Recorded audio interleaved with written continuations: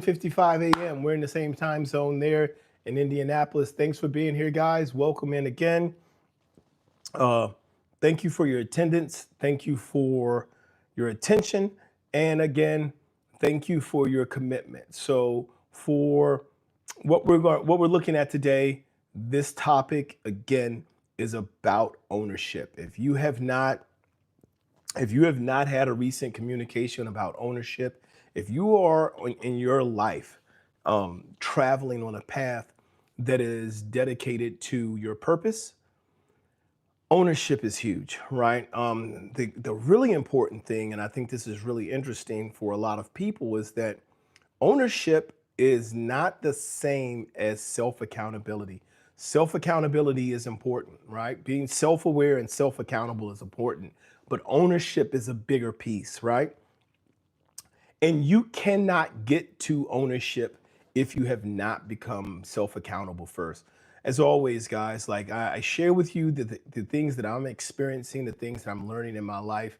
I do study daily on my own personal development. I'm going through these same principles of implementing and developing discipline, understanding how it works in my life, and the work that I need to do to ensure that I am not only providing a level of discipline and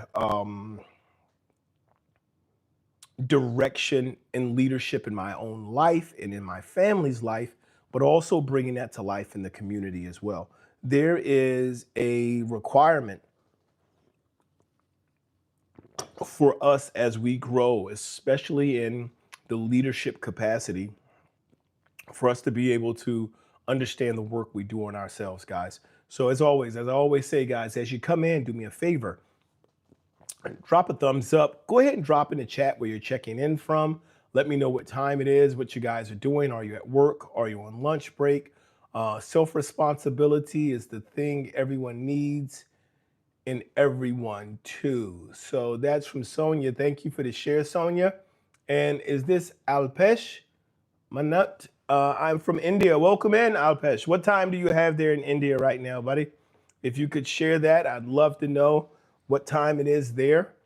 It is currently 10:59 a.m. here. So we're working towards getting towards noon. And Kiwa, not quite. But Kiwa, where are you checking in from? What time is it where you are? So I want to make sure, guys, that I'm sharing with you. I'm being upfront and clear with the things that we're doing and the things that I'm doing and I'm implementing in my life. I'm taking great strides to improve my family, my relationship with my wife. From Russia, Kiwa, thank you. Scott, God bless you as well. Thank you for being here. We also have Non-Grinch. Hey, fellas.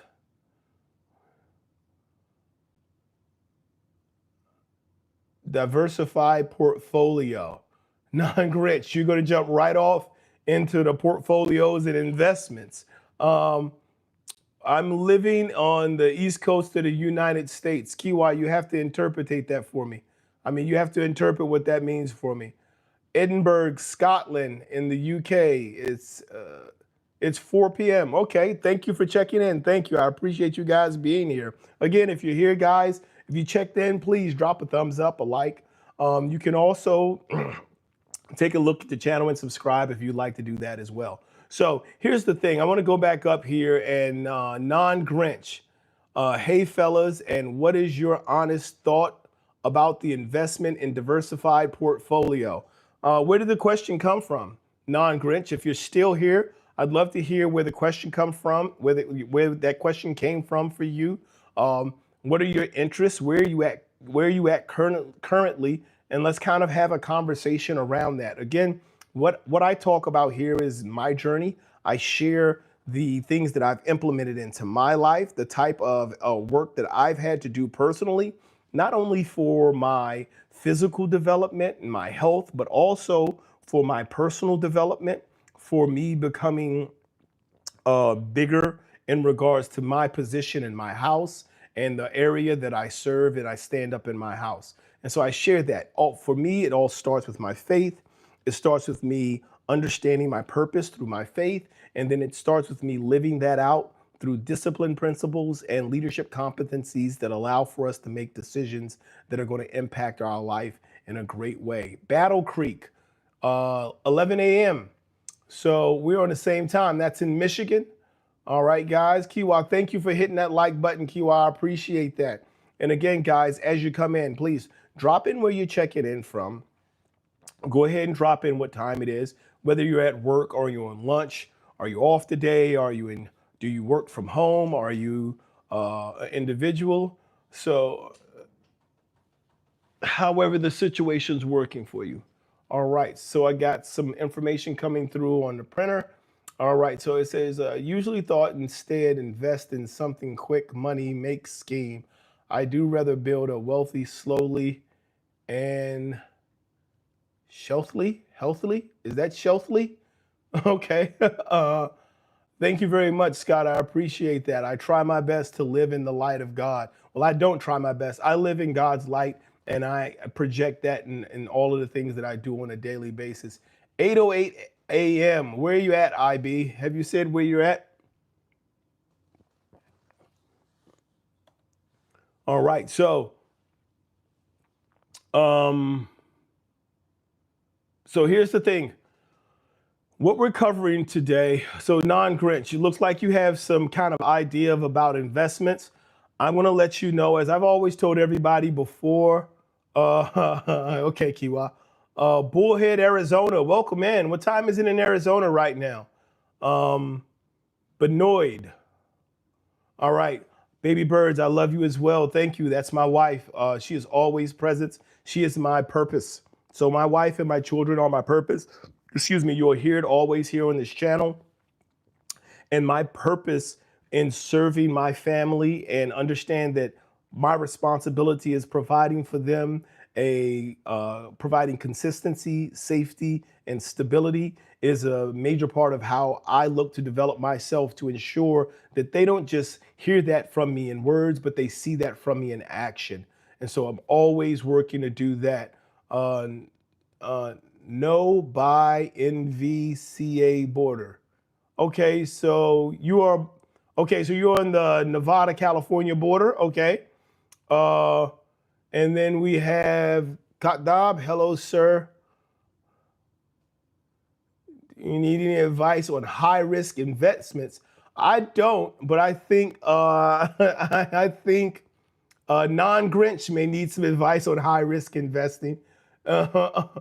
So, hey Scott, hey, what's going on? How you doing, Scott? Welcome in. Okay, Kiwa. Okay, hot dog. That's good. So Jack Black, welcome in. How are you doing? Hey guys, thank you so much for being here. As always, please take an opportunity, drop a thumbs up. Once you've checked in, again, let me know where you're checking in from, what time it is. If you guys have anything that you want to share, you can share that. I appreciate the likes. And if you haven't yet subscribed to the channel, take a moment, hit that subscribe button. It does a lot for helping me to be able to reach a larger audience, be able to communicate and share my journey with you guys. God is good. God is great. Indeed, IB. I don't know if that's IB or LB, but yes, God is good. So they have a saying in the United States where it's a chant and a recall, where I want to see how many people know this. So God is good. And what is the response to God is good, guys? Go ahead and drop in the chat. What do you say when someone says to you, God is good? How do you respond? I mean, that's been diversified. I'm going to give you guys a moment. What is the response to God is good? All right. Wisconsin, living in Battle Creek. Lived in Mesa for a good year. Okay, Flagstaff was fun. All right. All right, guys. Any responses to God is good? When you hear God is good, what is the response? It's a very colloquial response. Only God knows the situation. All right. Here in the United States, come on. I have to have some people from the Southeast who know what the response. All the time. That's right. That's right. There he is. Who is that? Oh man, I'm not going to be able to read that. I can't tell if that's a T or an N, but T came in. Yes, God is good all the time. That's the chant and the recall. I'm black though, CJ. All right. Uh, uh, so when you so I'm gonna hide that other comment from you, CJ. So whenever you hear God is good, the response is God is good all the time. So very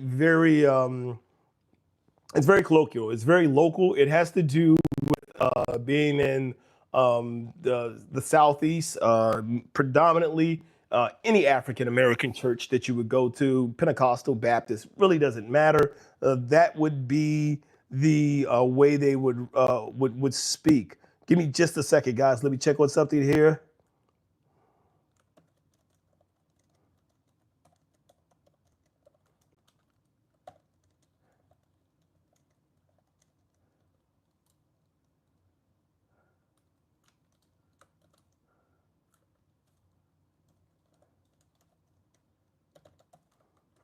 All right. So what are we saying? Non-Grinch. I am from Balkan countries, and English is my second language. Is why sometimes I make mistakes. Okay, it's fine. It's fine. You're working on that. Keep developing that. I am from the United States, and I make mistakes with English quite often. So yeah. So don't worry about it. I can understand completely what you're saying here. Thank you for being a part of the conversation. Hey guys, remember, if you're just stopping in, if you haven't had an opportunity, please drop a thumbs up, drop a like. I would greatly appreciate that. Also, when you do drop in, go ahead and let me know where you're checking in from, what time of day it is where you are.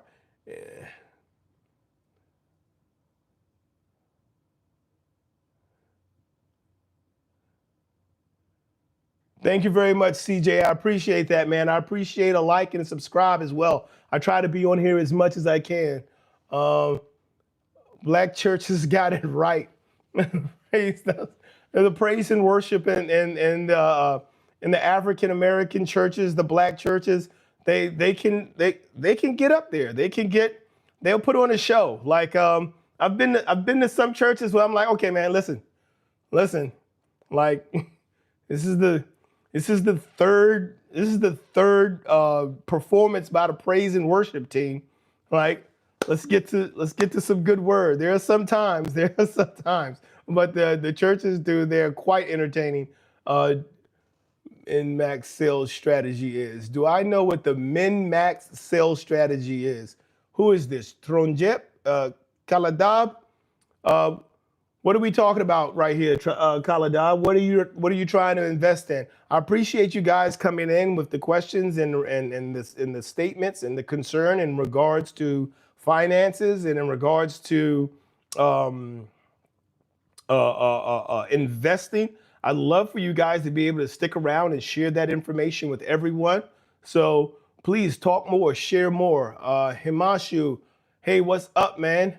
New here. What's the channel for? Hey, thanks for stopping in. I appreciate you being here. What I do here is I share my journey. My focus on my journey is about discipline and leadership skill sets that allow for you to live a life of wealth, purpose, and understanding. So it's really about self-development, self-understanding, and then being able to use the competencies of leadership to help you live a fulfilled life. I think for a lot of people, I know for a lot of people, we are missing happiness.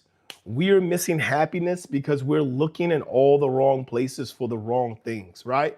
So, oh, you brother, how are you doing? Is that Factmer? How are you doing, Factmer? Thank you for dropping in, Factmer. All right, and so you are here because I'm not sure what you're trying to say, brother. You got to clean it up. Not yet. I don't believe so. Non-Grinch. To have low risk but slowly build a generational wealth. That's exactly what I talk about. That is what I'm talking about here. But it's not literally it's not about the specific things to do to build generational wealth.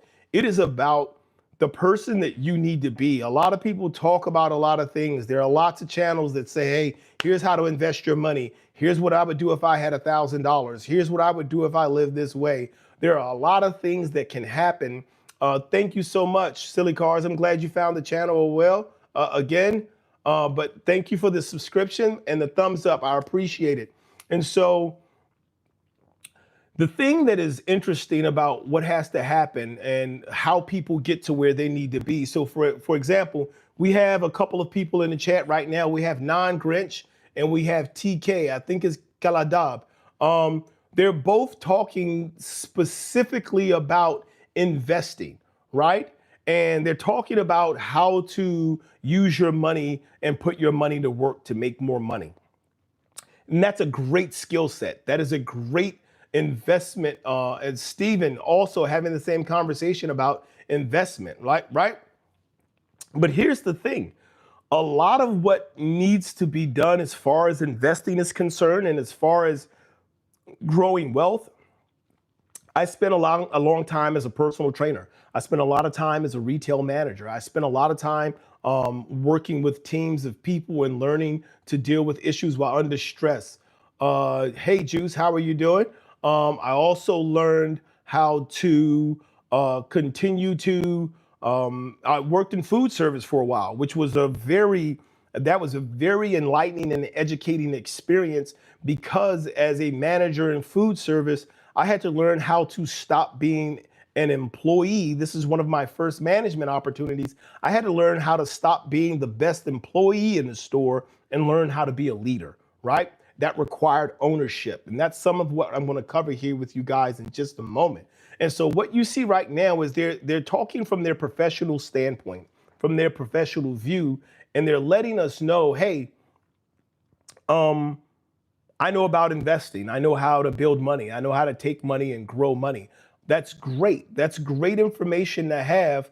One of the things that you have to understand, however, through this process, guys, is that knowledge is beneficial, but we have to learn how to control and manage ourselves first. It is very simple, right? Budgeting is simple. It's easy, right? The science behind money is easy. If you want to grow your wealth, spend less money than you make.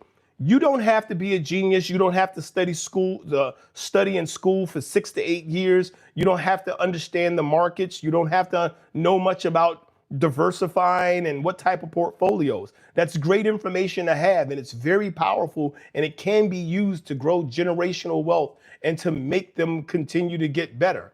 And so now, when favorite pre-workout, how you doing? So, okay, X, we might get to that in a little bit. So when we're talking about specifically saying, hey,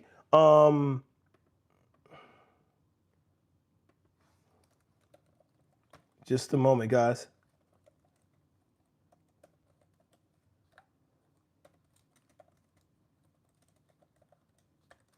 So when we're talking about how do we get to a point, right? 7:15 at night, CG from Dubai. How are you doing, CG? Thanks for dropping in. So when we're talking about just growing ourselves, right? We're talking about becoming better for ourselves. It doesn't matter what the markets can do for my money if I am not disciplined enough to manage my money and set my money aside, right? We know what we need to do in order for health, right? We understand what the healthy decisions are. We understand we should eat less sugar and eat more vegetables, right? Doesn't mean you have to become a vegan, but this isn't new information, right? This isn't like it's hidden somewhere and we don't have access to it, right? So why are we not doing it, right? It's 100% about discipline. And the other thing that we have to get away from, we have to make sure we're not letting take over our life. Hey, Duncan, how are you doing? Hello, thanks for being here. If you could drop a like, drop a thumbs up, I appreciate it. And where you're checking in from. The thing that has to be very important for us, guys, the thing that we have to understand and we have to be able to take ownership of is we can't keep making excuses. Oh, I was raised on sugar.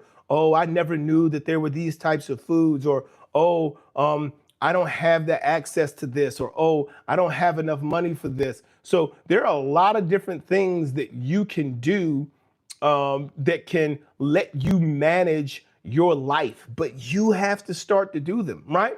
And it starts with your mindset. If we're going to continue to believe that we're not capable of doing something, well, we're not. You've already made it impossible for yourself. If you don't think you can discipline yourself, if you don't think that you can overcome the challenges that you have, then you won't. And that's why it's important to take the opportunity to first fix your mindset, find in your faith your purpose, and then be disciplined towards anything that you're working on. When you apply the 4 pillars of discipline, then it's you can achieve so much. And I'm here to share because I'm personally applying those to my life. I can tell you from my life experiences, the things that I've learned from being a personal trainer, the things that I learned from being in retail management and food service management, the things that I've just learned in my personal life, applying them to my marriage, applying them to letting the people who I care about know that I care about, then it's going to be a growth opportunity always, right? And so what do we have here? 007 says, I work in an office and I like to work and keep my nose to the grindstone, while others judge me for not wanting to socialize. Any advice?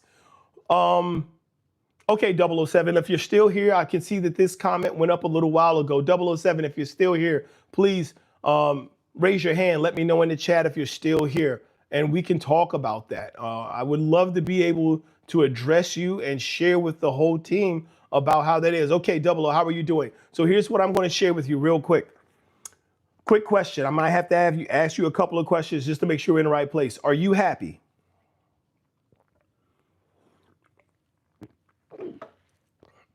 Are you happy? Do you know what your purpose is? And is the work that you are doing working towards the purpose for your life? Those are going to be the 3 first questions to answer. Are you happy? Do you know what your purpose is? And is the work that you're doing working towards the purpose in your life?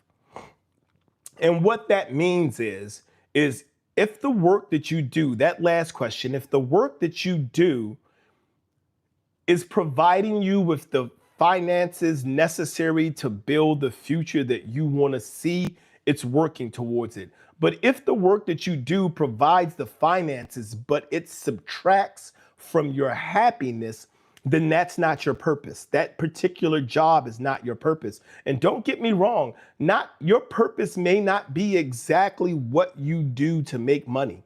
The exchange of your time for money may not be directly related to your purpose, but it provides you with a resource, right? So there is definitely, you can lose weight from a caloric deficit. That's the primary way to lose weight. The 2 things to do if you want to lose weight: reduce the amount of calories you intake, increase the amount of calories you burn. The quickest way to increase the amount of calories you burn is not by walking, it's by getting stronger. So doing anything that requires resistance, I would say just squats and push-ups. If you can't do anything else, if you can start adding squats and push-ups to build muscle and reduce the number of calories that you take in a day, you're going to see caloric weight loss. Very good, Non-Grinch. Thank you. So 007 says, I really like the work, like it makes me happy to solve complex problems, so I get really invested in work. Awesome. So you're living your purpose right now. So here's the thing. If you're happy and you know what you want to do towards your future and you're living in your purpose, so the question you have to ask yourself is, are the people who are showing concern trying to change you, or are they trying to engage with you, right? And that's important, right? Because there are a lot of times, and this is what's important about being self-aware and being self-accountable. We can love our work. We can love what we do. We can get deeply invested. But there are many levels to who we are as people, right? One of the things that we don't want to lose in the process of us loving our work and loving our life is understanding that there are aspects of us that we need to nurture, right? There is our mentality, which is how we think about things. There's our knowledge, which is clearly an area you work in, and problem solving, which is how do we take knowledge? How much knowledge do we intake? Do we read? Do we watch things that help us to grow our understanding and give us a broader view of the world? That's knowledge. That's not mental. Mental is thinking, right? So our mental development is how do we sit down and think, and how do we see things? How do we interpret things when they come in? Next, we're going to have our physical development, which is our body. Do we work out? How do we eat? We're going to also have our emotional development, which is how do we engage with people? Do we have challenges when it comes to engaging with people? And what are those challenges? Where are those gaps? And how is that impacting our personal development, right? And of course, there's the spiritual development where we have to have a sense of purpose. And this is where it comes from, is that spiritual understanding of who we are, where we are, and why we are. So those are all areas of ourselves to work on. Now, you may say, well, I don't care about that aspect of myself. Well, you will find, and I'm one to kind of double down on this. If you are so committed to the work that you do, knowledge-wise, this is for Double O, I'm speaking to you directly right now. If the problems that you solve are intriguing, that you are so driven and connected to them, if you can find someone, right? And this may be, and I'm not sure what you mean when you say like your coworkers or your friends or others kind of have an issue with it about socializing. But if you can find someone or a group of someones who share that with you, right? It's going to significantly increase the happiness and the benefit in that space, right? Because being able to do something that you enjoy and then share with others how much you enjoy that and seeing their enjoyment in it, that's what the socializing aspect is about. That's the small talk. Small talk is what brings us together, right? It's the big things that drive us apart. It's the conversations about who we're associated with politically, and does God exist, and why is this race this, and why are these people? It's mostly things that are outside of us and outside of our control that separate us. We want to look at the things that are intrinsic to us, the things that are inside of our control, primarily ourselves. And we want to develop ourselves. And so for you, Double O, I don't know whether or not you're saying specifically that the people are trying to move you away from what you do, or what it's, you just said, what you say, 100%, I understand. I think they are more so trying to engage with me and trying to make me a better problem solver. Maybe I need to do better in engaging with others around me. And that's something to take a look at, right? Because here's the thing. So as I said before, and I'm not sure if you were here for this part, a major part of what we have to do in our personal development, and this was a big step for me. Oh, listen, me and my wife have been together for 14 years, married for 13, right? The big thing for my wife and I, one of the major things that had to happen is my wife would talk and I would go, yeah. And she would tell me things that she wasn't happy with. And I'd be like, oh, okay. And then I would either try to explain those things away or act like those things aren't real issues, right? Or be like, oh, well, no, that's because you misunderstand what I'm doing. Like, because you don't understand what I'm doing, you're not getting the benefit of what I'm doing. Like, if you change the way you're thinking about what I'm doing and see it for what I'm intending it to be, then you'll be happier, right? Yeah, that's wrong. That is the wrong way. That is the wrong way to approach it. And so I had to become self-aware. I had to figure out who I am, right?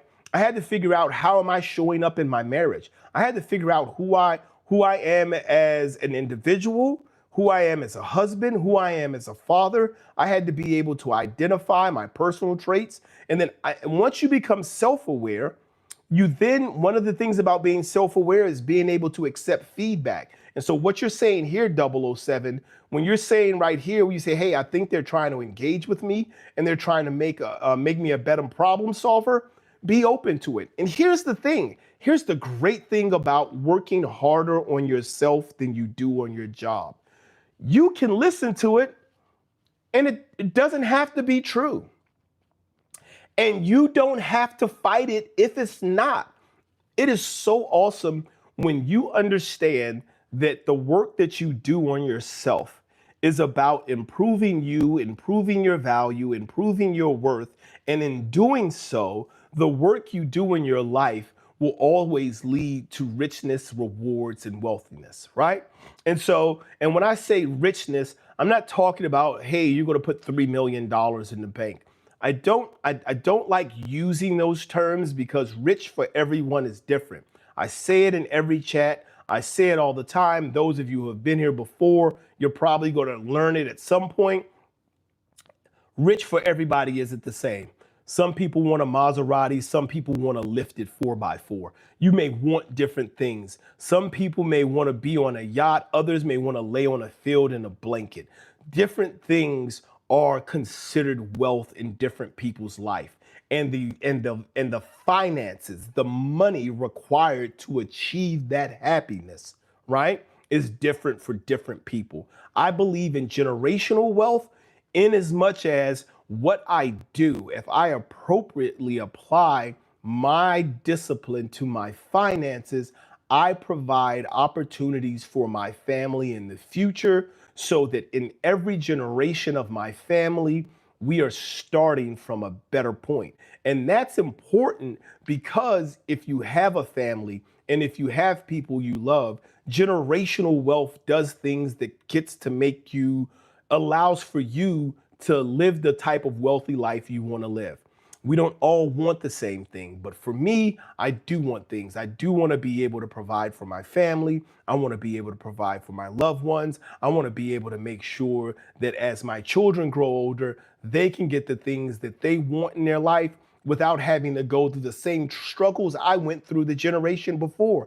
Every generation should make it, should provide a step up. And here's the thing, and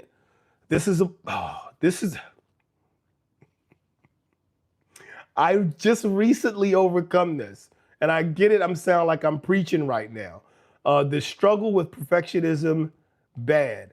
A lot of time, I think if I can't do the correct way, it's not for me. That's not true. That's not true. So silly cars or silly scars, silly scars, whichever one. I'm not sure if I'm saying that right. We can get in that a little more, and I like to get a little bit more feedback from you in the chat is exactly what you mean by that and what your thoughts are on it. But what I'm trying to share with you guys is this. What I was about to say is we were told, right? All of us in here who are not millionaires, all of us in here who work a 9 to 5, everybody who's in this chat, everybody who's visited, everybody who comes from a working class, proud family home, we have been taught for years that hard work in and of itself is the reward. The reward for a job well done is a job well done. We've been taught that the struggle is a part of learning. The struggle is a part of becoming better, developing character. The struggle is how you become a good person. You need to go through these challenges in order to overcome and to grow. We've been taught this for years, and that part of this development, part of being a good person is understanding that there has to be hard work involved. You need to work hard. You need to overcome all of these challenges that people set in front of you. And if you don't overcome them, if you don't learn to overcome these challenges, then you are going to be a failure and you're going to be broke. So stop looking outside of you and just work harder. Here's the thing that's true. Stop looking outside of you. We're not looking for handouts. I'm not looking for somebody to come past and just give me an opportunity. Now, I am not looking for someone to stand in my way either, but I can't stop you from standing in my path. I can't stop you from doing it. But I tell you what, I can put my foot in your chest And I guarantee you, you're not going to stand in my path again, because my focus is on me. It's on my development. It's on my growth. And so once we learn to focus on us, once we learn to focus on self and start to develop ourselves and develop a purpose for our life, as we work towards that purpose, we start to figure out that the hard work that we do is not in your office. It's not in your restaurant. It's not in your truck. It's not in your factory. It's on myself, so that I can provide for my family a generational step forward. So when we talk about rich, now we're talking about money. Now we're talking about the fact that I had to I had to buy my first car, and it was a beater, right? I had to Mad Hatter, right? So I hear what you're saying, buddy. I had to buy my first car as a old used car, or I had to borrow one, or I had to get one from my uncle, or I had to rebuild a car. It's nothing wrong with you moving to the next generation and being able to say, hey, I want to be able to hand my son keys to his first car. I want to be able to hand my daughter keys to her first car. And I want that first car for her to be versus a 23-year-old Oldsmobile that I had to start out with. I want her to be able to get a car less than 5 years old in great condition with a warranty, right?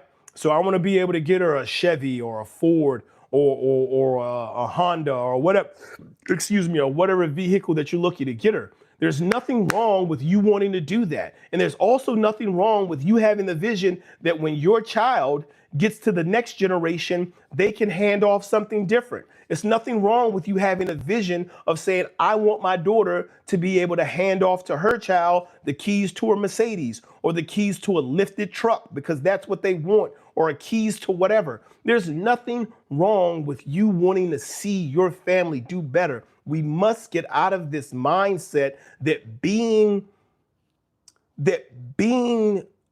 good people requires for us to suffer, requires for us to be broke. It does not. It does not. Do not confuse the hard work that you do for yourself with the hard work you do for someone else. On your job, you may work hard, but you need to work hard on yourself as well to be able to understand that the investment that you make in yourself goes directly back. The dividend of the investment that you make in yourself will pay back in happiness directly to your loved ones and your family, directly to you. Silly Scars, I have this weird idea that there's a place perfectly made for me, job, home, friends, everything. I think that's what has me stuck. I don't know how to get more disciplined. I do well for a bit and then I give up. Well, that's step one, Silly Cars. So I'm gonna take a second. I'm gonna be completely honest with you here. The first thing you said is, I have this weird idea that there's a place perfectly made for me.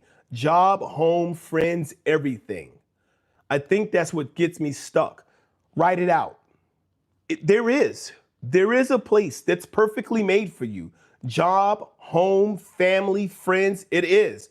But you need to write it out. And the reason you need to write it out is so once you write it out, you can understand that that's your purpose and you can understand that's what you're working for, right? And then what the discipline does is it's going to say, hey, which of these things do I need to attack first? Do I need to look for the relationship first? Do I need to look for the job first? Because if I'm looking for the job, it's not about where you work, who you work for, what type of work you do. None of that matters. The only thing that matters is how do you work, right? And why do you work? Because how you work, wherever you work, you're going to work the same way. I don't care if you're sweeping floors, selling cars. It doesn't matter what it is you're doing. How you work is going to be the most important thing, right? So whatever job you do, you want to make sure that it's going to provide for you. It's going to fit into this perfect vision you have.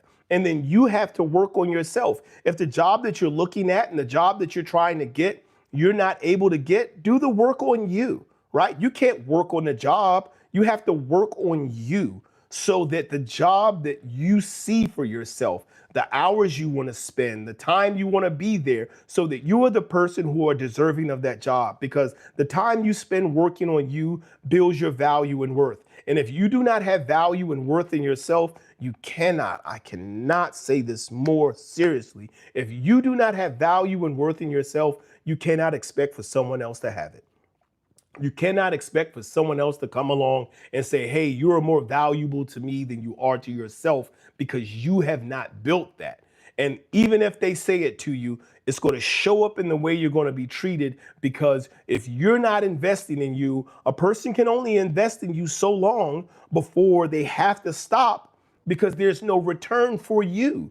They're not stopping because there's no return for them. The blessing for them is in the work that they invest, the time they invest in you. But the difficulty is if you're not growing and you're not growing from that investment, they stop investing because they're not seeing your growth, not because they are not getting growth themselves. Right? Sophia, thank you for being here. I'm glad you're here as well. Scott, thank you so much. Glad you're still glad you came back. I'm glad you're still on. Suffer to make my family happy, I would. That's the thing about it. And you don't have to suffer. You can enjoy it. But when you're prepared to say, hey, I'll suffer to make my family better, then that's the work that we can do. Right. Thank you for being here, Scott. Again, thank you. And so what I'm saying, guys, and what I'm trying to share here, what I'm sharing with you, silly cars, is don't give up on that perfection. It's not a matter. Okay, so here's the thing. I want to show you something with you. We always are working towards mastery. If we focus on mastery of self, if we focus on mastering ourself, we work on those areas of ourselves that I mentioned before, our spirituality, we work on our faith, we work on our mentality, our knowledge, we work and understand our emotions, we work on ourselves physically. If we do that work on ourselves and we do it in a disciplined nature, then those other things that are outside of us that we're looking for, you're looking for someone who will respect you, someone who will love you, someone who will understand you, someone who will join this journey in life with you. When you work on who you need to be, as you move through the world, you will move in the circles of the people who will need to be in your life. I mean, it sounds cliche, but I'm telling you, it is so true. Hey, babe, how you doing? Thanks for being here, sweetheart. It is so true when I tell you that when you focus on being the best version of you and developing you, when you focus on growing, you're going to find out those things that you do that are rewarding for you and help you grow. There are people who are in that space. It's like Double O was saying before. He believes that there are people on his job who are asking him, hey, why don't you socialize more? That's what I'm trying to say to you, is that once, silly cars, is once you start investing in yourself and then you're in your work, there are going to be people who are going to say, hey, man, why are you always in your work? And then they're going to want to pull you out of there. And that person that you're looking for, who you're saying, hey, I'm looking for the perfect person for me, you be you. You be the person you're supposed to be. And that perfect person you're looking for is going to be in your life. They're going to come into your life. And then you have to be ready for that, right? You have to be mentally developed enough to handle it. You have to be knowledgeable enough to handle it. You have to have the emotional capacity to handle it. You have to understand, can you deal with what is required to have someone in your life? Because here's the thing, everybody says they want someone who is perfect for them. They want someone who is going to be in their life and is going to make them happy and make them smile. Here's what I'm telling you is, you have to understand, going into a relationship, you're of service as well. You're part of what you have to do is make sure you're prepared to provide that same level of support, that same degree of love, that same degree of understanding. Hey, how are you doing? Yomi?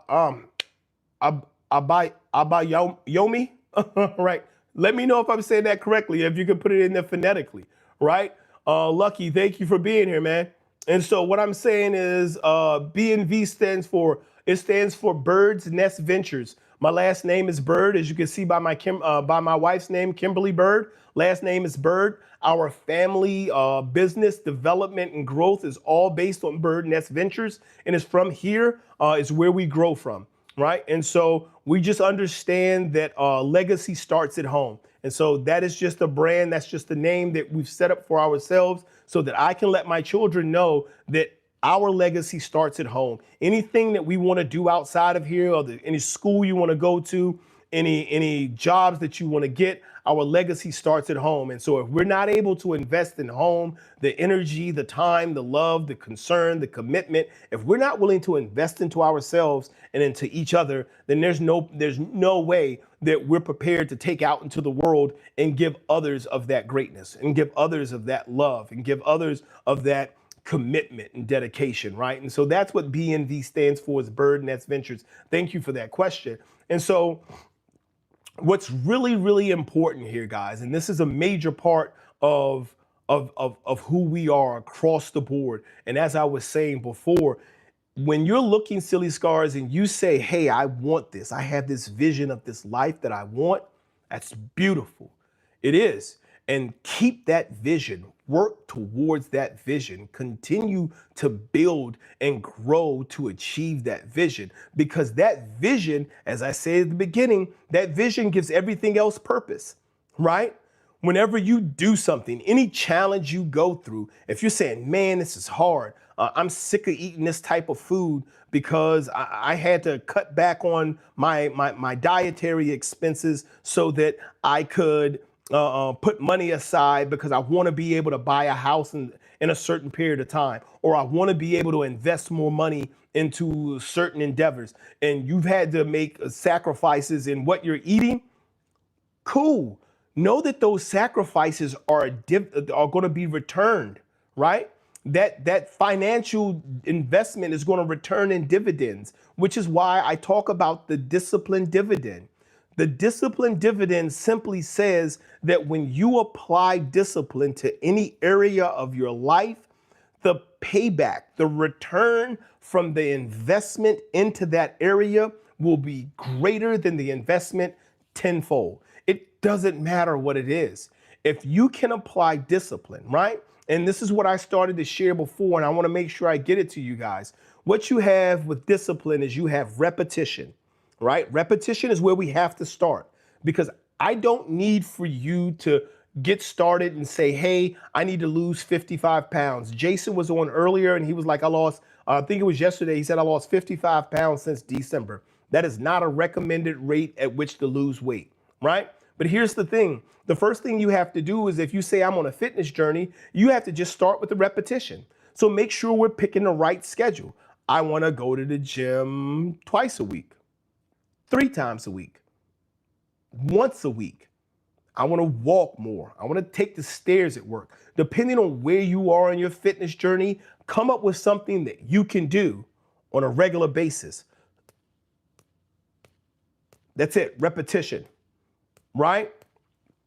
After the repetition, the next thing that you have to have is patience, because patience is going to let you know, hey, if you're doing this for fitness, if you're doing this for finances, you are not going to be rich on your next paycheck.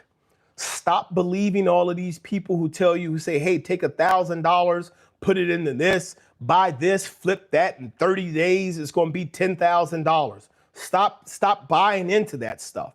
You have to understand it's going to take time to get there. And all you're doing is, by these get rich quick schemes, is all you're doing is creating frustration for yourself, right? So the next thing that you want to do is, after you get this repetition and you just keep showing up, you just keep hitting the mark on the schedule, you have to be patient, understanding that it's going to take time. And I know I'm not there yet, but I'm going to get there. And then we add consistency. Consistency is when we start to put together a plan, and then we can start checking off when we get things done. Consistency means we have an expectation of growth, right? We have an expectation of travel, and we can check this travel off as we do it, right? And then the final thing is perseverance. And perseverance is going to tie in with patience, because now that we have this plan and we know we have this traveling that we have to do, if we're traveling and we hit traffic, and we were supposed to be here for 3 days, but we've been here for a week, a month, 3 months, and we're still here. We still have to implement repetition. We still have to implement patience. we still have to work with consistency. We have to understand that where we are is not where we're going to be. It's not the finish line. We have to persevere, and we have to be self-aware and self-accountable to identify why are we here, and let's continue to move forward, because it is the impatience that makes us quit, right? It is the inability to persevere that makes us keep starting other things. Oh, well, I'm trying this diet. I'm gonna get on this diet where I only eat meat. That one didn't work, so I'm gonna get on this diet where I only eat fruit. Well, I tried that, and then I got to a certain point, and I really didn't like it, so I'm gonna switch to another diet where it's just water and juice. You know what? I'm just gonna do protein shakes. All of these things are identifiers. This is where we lack perseverance, and that lack of perseverance is what gets us to keep jumping off. That's when we hit that mark. And I'm telling you, I know from experience, it's when we hit that mark where we've seen growth and we hit a wall. And now we're like, okay, I'm not growing. I'm doing everything. I'm adding different elements. I'm trying different things, and I'm not seeing what I want to see. I'm not where I want to be, right? And so in order for us to change and grow from that, we have to continue to do the next thing. And this is perseverance, which is saying we have to remember what our purpose is, what our goal is, and any changes that we make, if they don't continue to take us directly to that purpose and goal, then they don't fit it. So we don't want to just jump off, guys. Hey, guys, thank you so much for being here. If you're new, please drop a thumbs up. If you're just checking in, let me know in the chat, guys. I'd love to hear from you. I expected to hear you say that perfection was the issue, like I was seeing it. Wow, completely reversed. Thanks for this. I didn't. Yeah, man, don't give up for don't. That's why I was explaining discipline, right? Because discipline is the foundation for building mastery. Everything that we're looking for in life, we're attempting to master, right? Here's why we're trying to master whatever it is we're doing. We try to master our emotions. We try to master our finances. We look for mastery. And the reason we look for mastery is because when you look for mastery inside something, you will hit success before you hit mastery. But as long as you keep working towards mastery, you will continue to grow. So do not give up on your expectation of yourself, right? This is Mr. P. He says, I always fall off because of chaos. All right, Mr. P, are you still in the chat? I'm not sure you're still there. Let me know if you are. How do I stop chaos from interfering with my path, though? I can't cut off those sources of chaos. Let me know if you're still here, Mr. Propagorgio. Mr. Propagorgio. If you're still here, let me know if you're still in the chat. I'd love to answer that for you and address it for you. 007, where did you meet your wife? If you don't want me asking, I mind you asking. So, no, I don't mind you asking. I met my wife at work. Me and my wife were working at the same restaurant, and we met there. So that's a story we'll cover later, but no, I don't have a problem with sharing that. But I'm glad I met her. It's wonderful that I met her. A lot of people say, don't get your honey where you get your money. But for so many people, we spend so much of our time getting our money and being where we get our money. It'll be strange to not meet that person there. But make sure you're meeting the person who's right for you, right? Make sure you're meeting the person who's right for you and you're engaging, because when it becomes time for your life to change, and if you guys aren't working in the same place, you don't want to confuse the understanding and the niceness and the frequency of seeing somebody as your job as meaning that this is the other person for you. That's why you have to work on all areas of your life, including your emotional quotient, your emotional IQ. You have to work on that, because you need to understand where you are and what you do where you are is what's supposed to happen there. So even though we met there, we developed our relationship outside of there, but we did meet at work. Silly cars, that's what happens with me. Seems chaos comes when you're weak too. All right, and so it says, so if repetition, consistency, perseverance, and this all takes time. It does. That's why I said patience. So for Tamsworth. So yes, you left out patience. It's repetition, patience, consistency, and perseverance. Because that repetition is when you start just tapping it, right? You have to add in that patience. Propagorio. I don't know, Mr. Propagorio. Yep, you're still here. Awesome. So yes, thank you for still being here. Yes, so here's the thing about chaos. I'm not sure in what area the chaos is coming in. Yes, the name is from Vegas Vacation. Oh, Mr. Propagorio. Oh, so you were doing the prop betting. Okay, so so here's the thing. I'm gonna ask you a couple of questions. I'm gonna try to get them all out so that you can answer at the same time. Is the chaos internal? Is it your chaos, or is the chaos from something outside of you? Meaning, is the chaos your own life, things that you do in your life, or is the chaos people, situations, jobs, information, conversation that's outside of you? Okay, chaos is loved ones. So are those loved ones children or spouse? Are those loved ones children or spouse?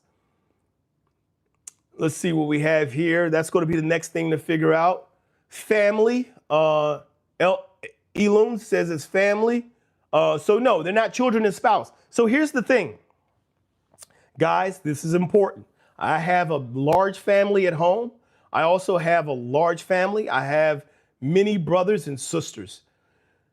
Love your family, but understand that when you start to develop and grow, you have to focus on your development and growth. Your family's never going to stop being your family. One of the things that was very interesting to me to figure out is that my mother is always going to be my mother. I've grown older.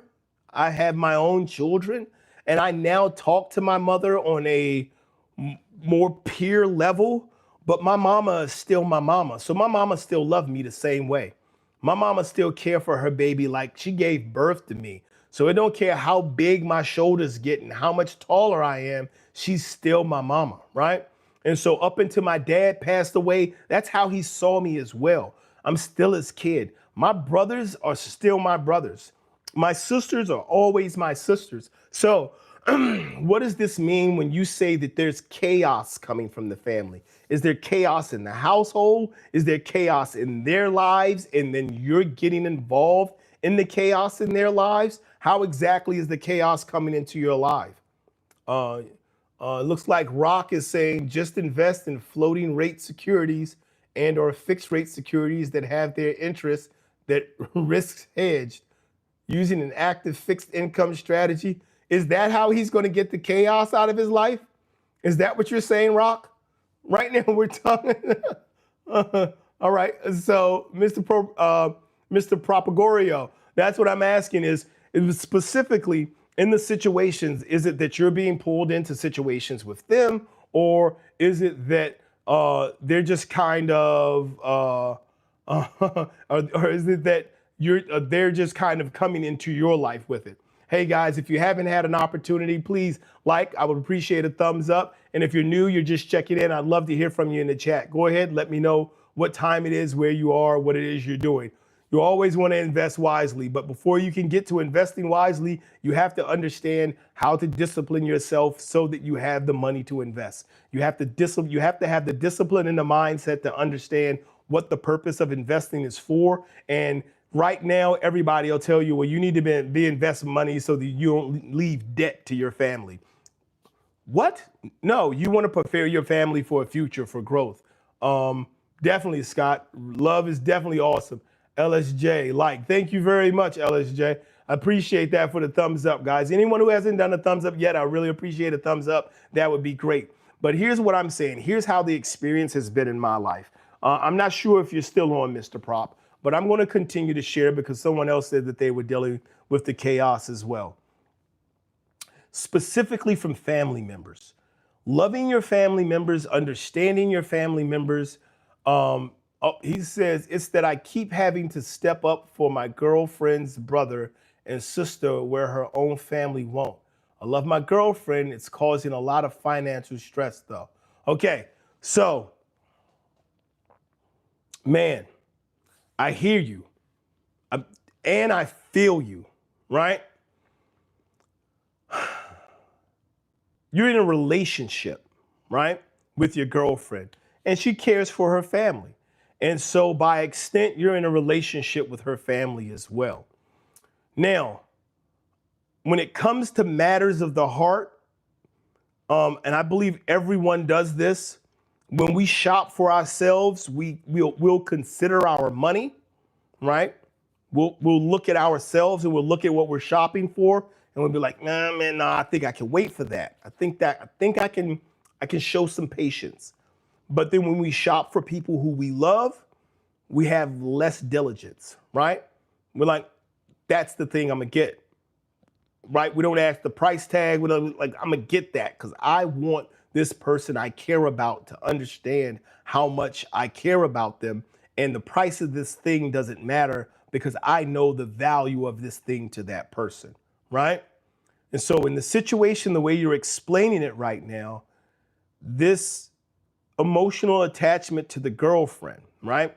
The concern and the care for the girlfriend is leading to financial difficulty in caring and concern for her family.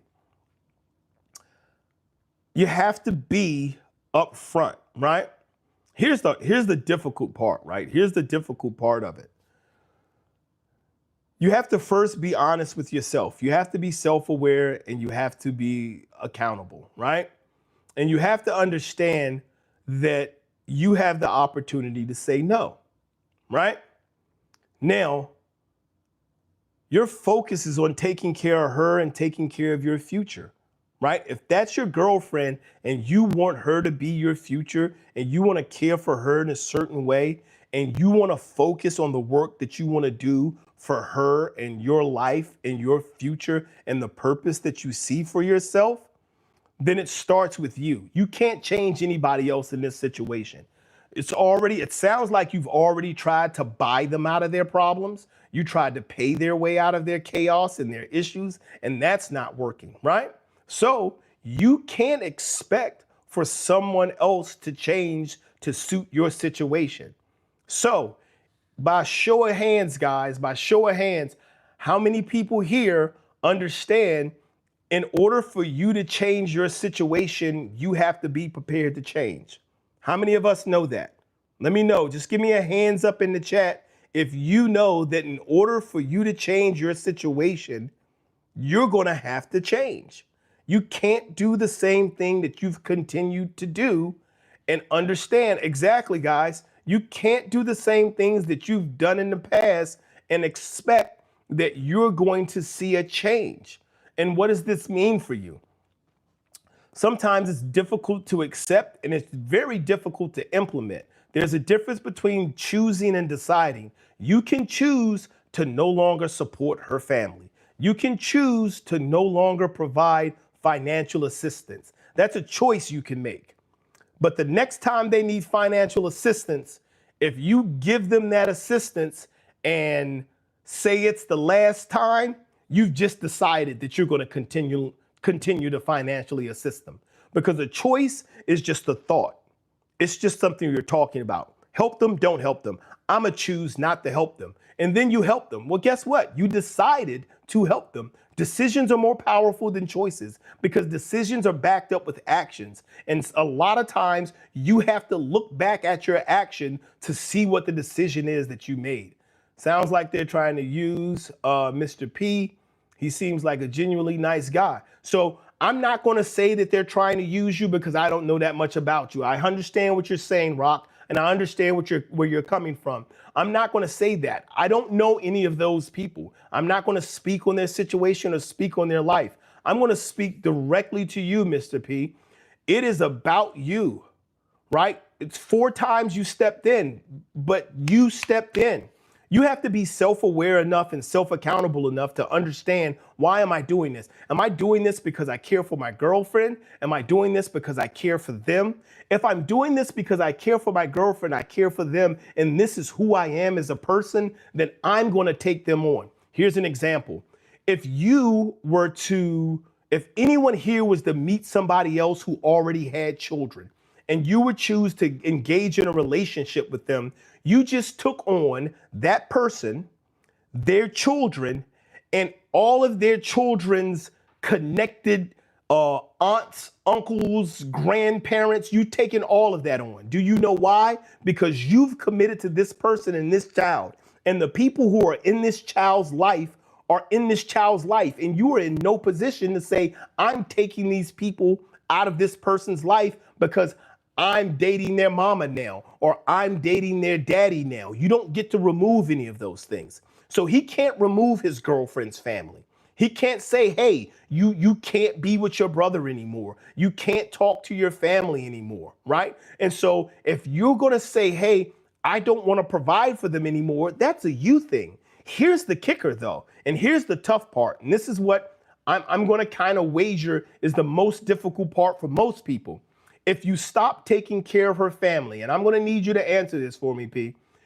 If you stop taking care of her family, is she going to leave you?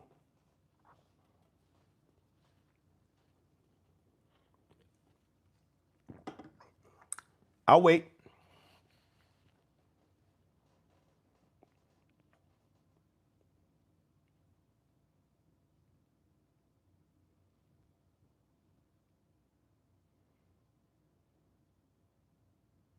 I never leave you either, baby. Hey, sweetheart, that's my wife. That's a question for you, Mr. P. It feels like they're there laughing at me, man. They on purpose don't pay bills and then now expect me to step in. She won't. Then stop. Right? You're my favorite too, baby. We always riding. It's me and you. And so, Mr. P, this is what I'm trying to share with you, right? Here's the thing. If she won't leave and you don't want to do it, stop. It's that simple. Go to her. Tell her, hey, listen, I've stepped in a number of times for your family. I understand how important they are to you. I appreciate it. Stop. Just stop doing it. Like, that's easy, right? I thought you were going to say, yeah, I'm afraid that if I stop paying that she might get mad at me and then they won't, then she might leave me and then I won't have her and she's really important to me. Hey, man, listen, if she's not going to leave you, if you stop taking care of them, stop taking care of them. It's that simple, right? And the only reason, yes, indeed, Tutor Leon, thank you. Jesus is Lord, thank you. If you drop a thumbs up, I really appreciate it, right? And that's the thing. Here's the thing. You don't have to leave your girlfriend, right? Because I keep saying this.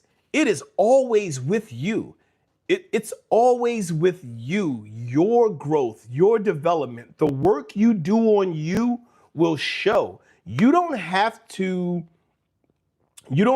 tell people that you're doing something when you do something and it shows, right? You change your diet, you lose weight, it shows. You don't have to tell people I've stopped eating sugar. You change the way you invest your money, you change what you do with your money, it shows. You don't have to tell people I'm growing generational wealth in a portfolio. You don't.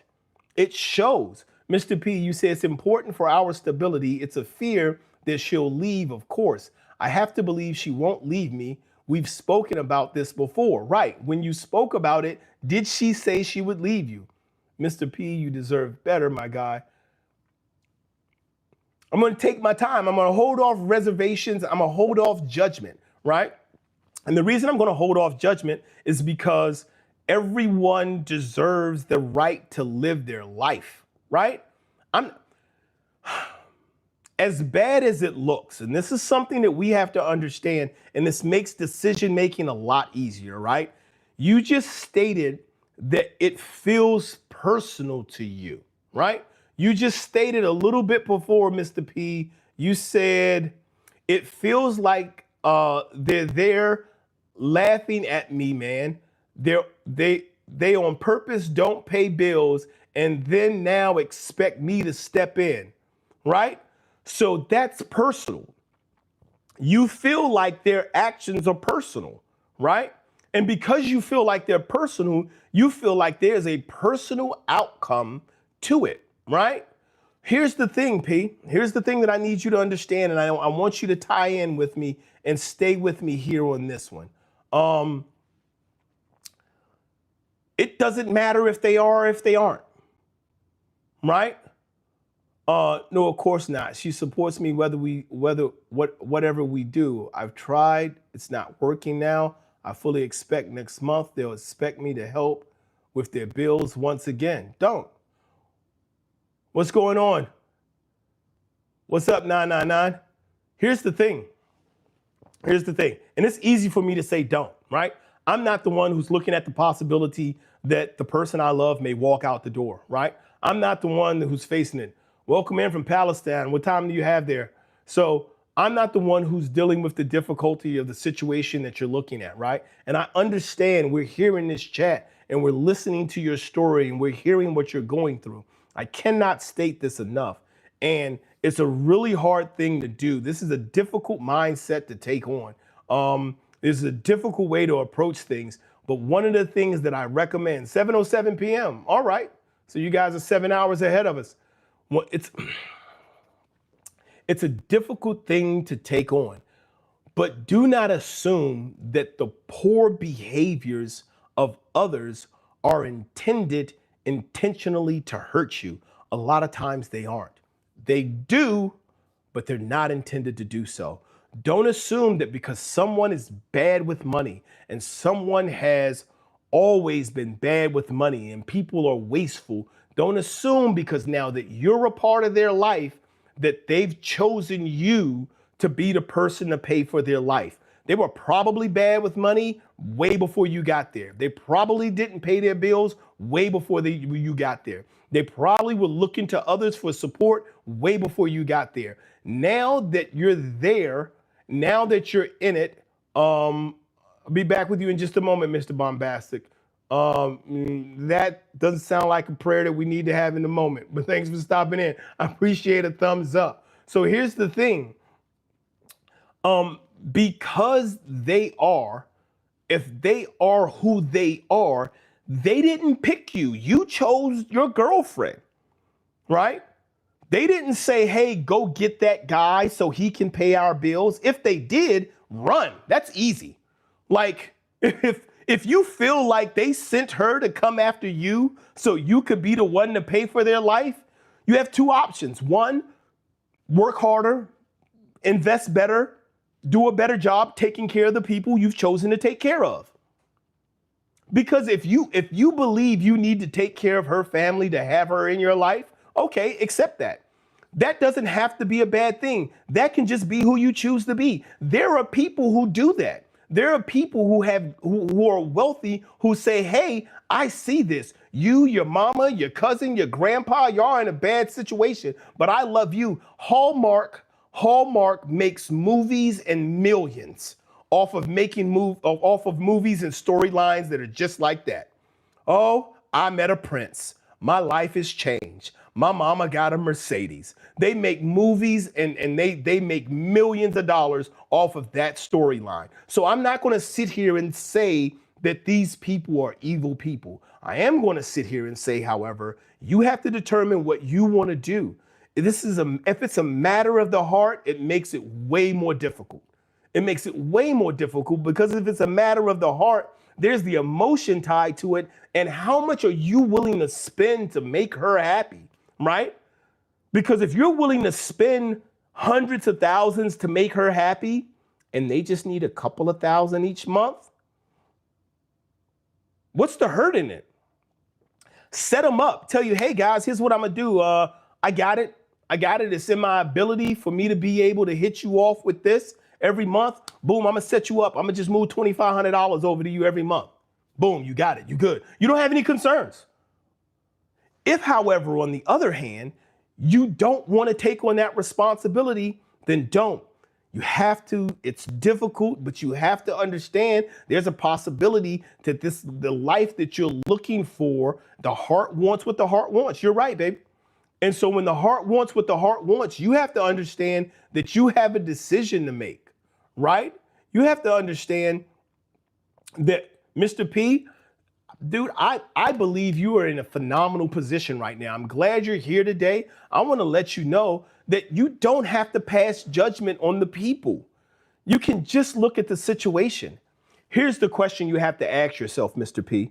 I'm kind of asking a personal question real quick. If you made 3 times the money that you make now, would the amount of money that you pay to support her family even matter? Let's think about it, right? Let's say, for example, that you're helping them with bills every month. If you could share with me in the chat, how much exactly are you helping them with bills every month? Let me know how much you're sharing with them for bills, because this isn't chaos. Earlier you said there's chaos that comes into your life. No, it's only chaos because you don't want to pay you don't want to pay the bills, right? And because you don't want to pay the bills, they're going through chaos, and then they bring their chaos around you. Oh my goodness, what am I going to do? How are we going to survive? I don't understand when you get the money. Well, I'm going to go down here. I'm going to go sell this, and I'm going to get this from here, and I'm going to get this. And so now they bring the chaos around you, and you spend $1,100 a month to make the chaos disappear, like a magician. There you go, $1,100 a month, and my chaos goes away. You're not supporting them. You're spending $1,100 a month for peace, right? Let's start to wrap our mind around what's really going on here. Again, whether they're using you or not doesn't matter. Whether they're good people or bad not doesn't matter. Whether they have the money or not doesn't matter. Whether they're laughing with you or what doesn't matter. Whether they sent her to come get you or you went to go find her, none of that matters. The question is, and this is a serious question, if you had the ability, if you made 3 times your current income, if you made 3 times as much money as you make right now, would that $1,100 a month bother you? Yes or no?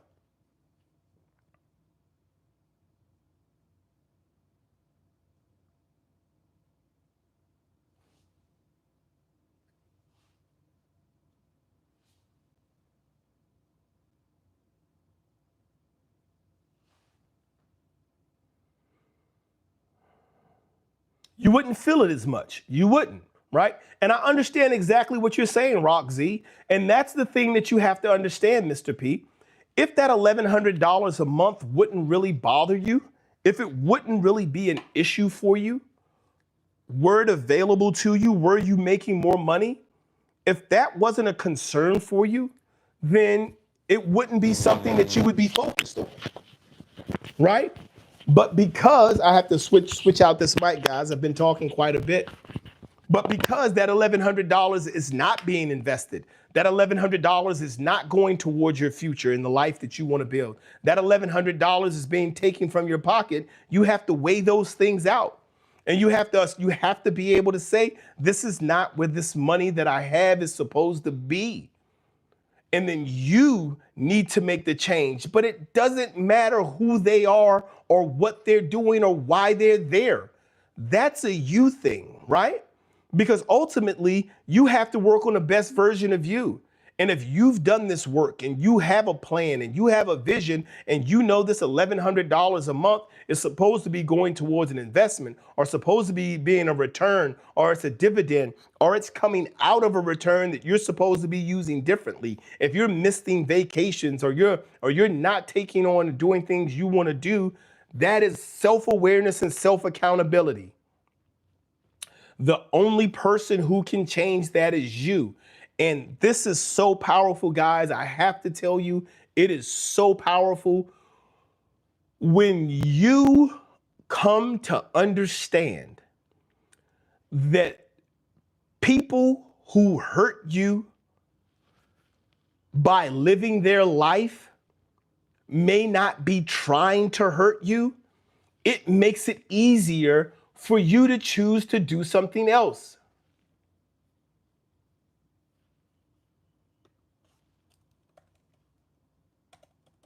Give me a moment, guys.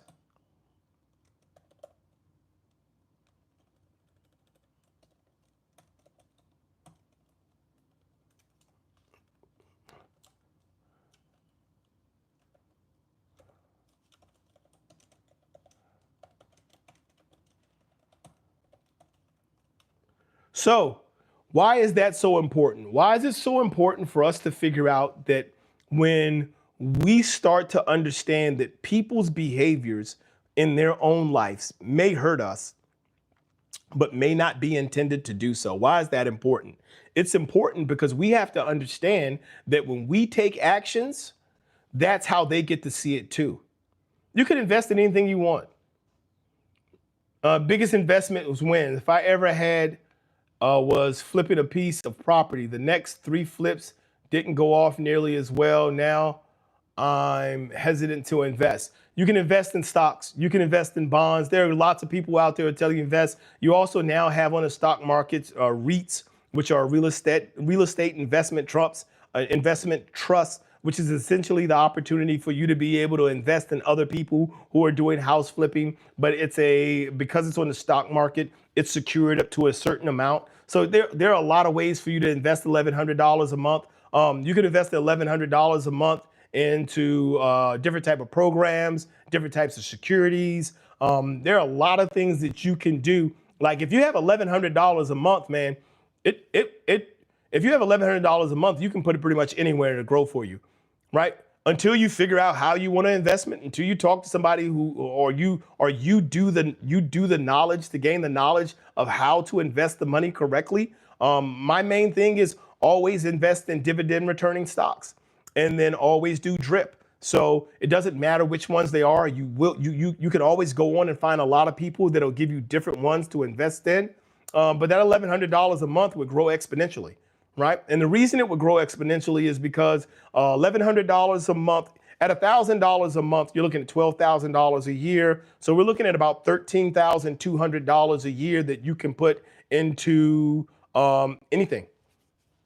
It's going to grow. If you put it in something that has dividends, dividends are usually the best way to go, because the more shares you get, regardless of whether or not the price goes up or down on the stock, your dividends pay out, and then you can put those right back into the investment. So there are a lot of different ways to go, right? So when Donald Trump crashed that tariffs, if you invest now, you got to talk to somebody who knows more about stocks. I know about personal development.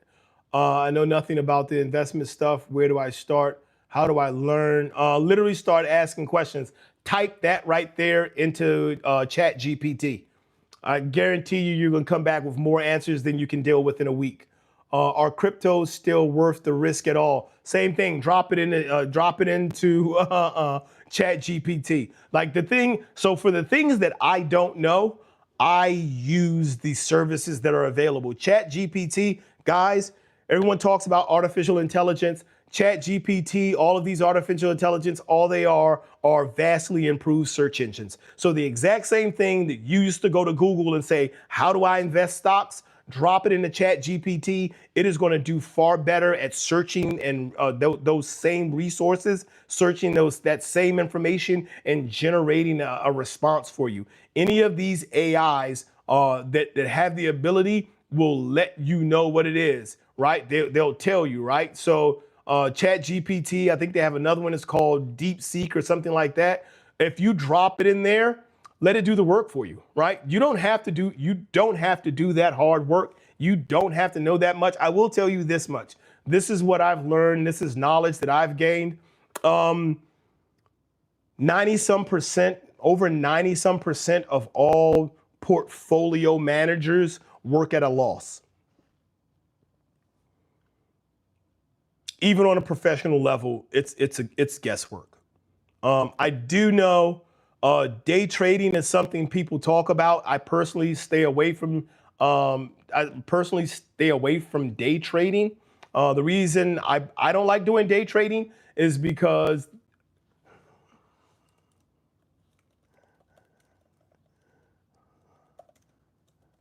that made me smile. My wife just messaged me, guys. Let me check in.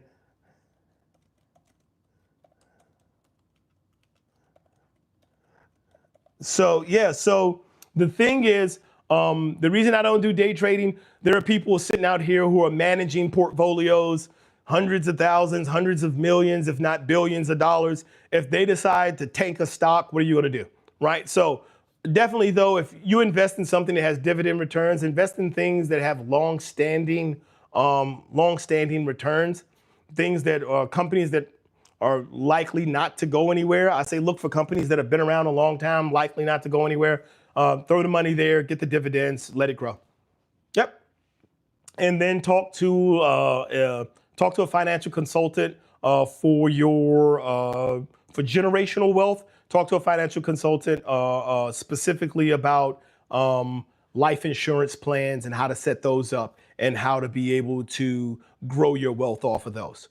Awesome things to do, right? Now, so having said that, guys, let's get back to what we were saying before. I don't have a lot of personal investment knowledge. My investment knowledge are some of the things that I've decided to do with my personal funds to help my family. I am not going to suggest that you do the things that I do because I'm still looking at those. The one thing that I have committed to is invest in stock that pays dividends. And if the price goes down in a company that is long-standing, buy as much of it as you possibly can because it's unlikely that company is going to collapse. All right. So I think those of us who survived the great crash or whatever you want to call it, too big to fail, I'm sure we all understand from there. Like the company is in too much debt to the federal government and employs too many people for the government to just say, close your doors. There are companies out there that exist that are that size. Invest in them. Right. So now, my best friend growing up quit job to start driving truck and invest his money while he's earning 50% more than I do, not even including investments. Hey, your best friend's happy. Ask your best friend if he's happy and he's enjoying his life. Like, that's the dream, man. Like, that's so earlier when I was talking to 007, when we were talking, I believe it was 007, we were talking about the perfection and looking for this perfect life, right? That's the dream. It's like, what do I want to do, man? I want to drive a truck. That's my wife's dream. My wife's dream is for us to live on the road, reduce the amount of space that we need and resources we need, travel, enjoy seeing the country, any job that provides her the opportunity to drive and move. You can check out her channel. She has a channel, KBC Hustle and Drive. On her channel, what she does is just that. Like, she loves being out driving. My wife will go out and drive just for the sake of driving. And now they told her, hey, while you're driving around, if you take this person a soda or if you go do this, we'll give you money. All right, I'll do it. And for her, just being out and driving is happy, right? So this is what I'm talking about when I say understanding your purpose and knowing whether or not the thing that you're doing goes towards that, right? And so when you talk about your friend and you talk about the things that he's doing, talk to him, find out if he's happy. And specifically with the situation, the thing that I was saying before that I really wanted to finish up, guys, is we have to understand that we live our lives and things we do may hurt other people when they're not intended to do so. So back to you, Mr. P. If you decide that you no longer want to care for your girlfriend's family, she may be hurt. They may be hurt, right? But you're not doing it to hurt them. You're not malicious. Like, you didn't come into their life and set them up with this nest egg to live off of. And then in the middle of them building their life off of this nest egg, snatch the rug from up under them. That's not what you did, right? So you're not intentionally inflicting pain on them or making them sad or seeking to bring them pain. Here's the thing. If we believe other people's actions are designed to hurt us, if we believe that they are feeding off of you and they're leeching off of you and they've decided that they want to be these people who are going to bring bad into your life, if that's the belief that we have about them, then conversely, when we think about any decisions that we make for ourselves, we tend to too closely relate the emotional impact of that on others. How are they going to feel if I do this? How are they going to respond if I do this? And when we start to take that onto ourselves, we create that same thing, right? We create that same weight for ourselves, which makes the decision harder because now we feel like we shouldn't be doing this. I don't want to hurt anyone. It's oftentimes our desire to not bring pain into other people's life that prevents us from taking action to bring happiness into our own. I'm going to say that again. It is oftentimes our interest in not bringing pain into other people's lives that prevents us from taking actions that can bring happiness into our own. Okay? And so we will accept that my life isn't getting better as long as I'm not making their life worse. We have to remove the belief that other people's actions are designed to hurt us. Because if we believe other people's actions are designed to hurt us, then we will too closely associate our own actions with the pain of others, right? And that's not necessarily what's going on, right? Oh man, I'm having so much fun. I'm glad you guys are here today. It's been a pleasure talking with you guys. It's been a pleasure being here. Like I appreciate you guys being here. Anyone, I'm not sure if everyone who's in the chat or how long you've been here. If you're new to the chat, guys, please let me know. If you're just now checking in, please drop in your name. Let me know where you're checking in from, what time it is. If you can go ahead, hit a thumbs up as well. I would appreciate that. Also, guys, if you haven't had the opportunity, please subscribe, like, share, take a look at the other content. I am definitely every morning here on the East Coast. I am up from 4:30 to 5 a.m. I do a walk, a talk. That's a part of my personal journey, and it's a part that I'm sharing, and I appreciate being able to share with you guys. And then also, I'm looking at possibly adding more of these conversations like the one here today at midday to be a part of the journey as well. I love being of support. I love being able to share, and I love being able to have the support from you guys because as I'm on this journey, as I'm able to sit here and speak to you guys and share and exchange, it helps me get clarity on my directions, on my behaviors, on my actions, and on the things that are important to me, and on the things that I need to make sure I'm continuing to stay focused on. Right? I'm so glad. I'm so happy I was able to speak to you guys today, Mr. P. It was a pleasure meeting you. Silly Scars, thank you as always for being here. Rock Z, you are the man. I'm going to say you're the man. I'm not sure if you're the man, but Rock Z, I just said that. So it was great having you here. Thank you guys. If you haven't taken the time to fill out the survey, please fill out the survey. I do want to take a look. I believe the last time I checked the survey, it looks like we were discussing ownership, which is a big thing. LSJ, thank you for being here as well. And in the survey, it looks like 33% of people are saying, what area of your life needs more ownership? 33% of people are saying money. 007, thank you so much. I appreciate the sub as well. 33% of people are saying it's money. Hey, Mr. P, here's the thing. Your situation sounds like a relationship situation, but it's really not. It's a money situation. If you make the right decision for your money, everything else is going to work itself out, right? Because if she's not going to be with you because you're not helping her family, then that was going to run its course either way. And if she's still with you and she sticks with you and the family has to figure their situation out, that means that you've always made the right decision, okay? Not a man, Rock Z, so sorry. But thank you so much for being here. I appreciate you, and continue to grow, continue to learn, guys. If you haven't had a chance, please drop a thumbs up so much. Thank you so much for being here. Please like, subscribe, and share. And you guys,